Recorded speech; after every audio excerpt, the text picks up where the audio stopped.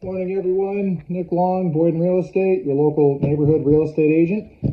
Here we are later into May, and as promised, we're going to continue on with the different types of financing out there. So you know what you have for options as buyers and sellers, and which one has its advantages and disadvantages.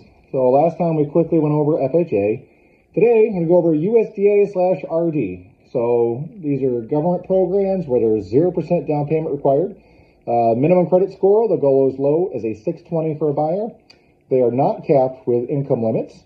Maximum unit, it's only a single family. This is not something you're going to buy a duplex 3 or 4 family with. It's an eligible single family.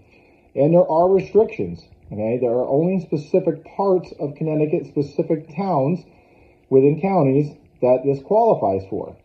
And the other kicker, there's budget restrictions, limitations. There's only so much money allocated for this each year. By a certain time of the year, when it's gone, it's just gone till they replenish the following year.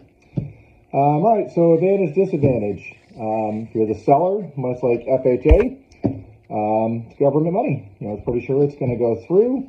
And if your house is in pristine condition, you did a pre-inspection, you're pretty confident, you should have no problems. And you would expect a reasonable closing timeline, 4 to 6 weeks. I'd push it for 6. You're just not doing all the extra extensions, etc. And if they can close sooner, hey, great. At least that way you're not getting frustrated trying to line up your own exit plan. If you are the buyer, be prepared. Much like FHA, there's a very, very strict inspection and appraisal process. Because they're willing to go 0%, you have no skin in the game. The government that's backing it is taking all the risk. So it is going to make sure you have a qualified agent walk the property before making the offer, and be prepared that you're not getting something that's going to be as is. Because it's a very, very lengthy, strict appraisal inspection process, and they will not fund. It's not something where you can negotiate a credit in lieu of repairs, etc. It has to be done.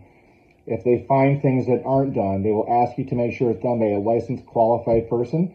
Then they schedule to come back for the reinspection, which could take additional time to close.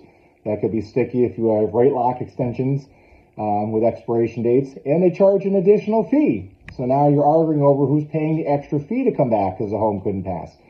So you really want to think, is this the one for me? And again, there's limitations even on the town. The government coordinates with the state that you live in, and they decide what does or does not qualify. But that's it for today. We'll continue on tomorrow with the different types of financing that's out there, advantages and disadvantages. If you have any questions as we go along, again, I'm a local trusted advisor, 18 years in the business. I'm happy to help. You can DM right to this, send me a text.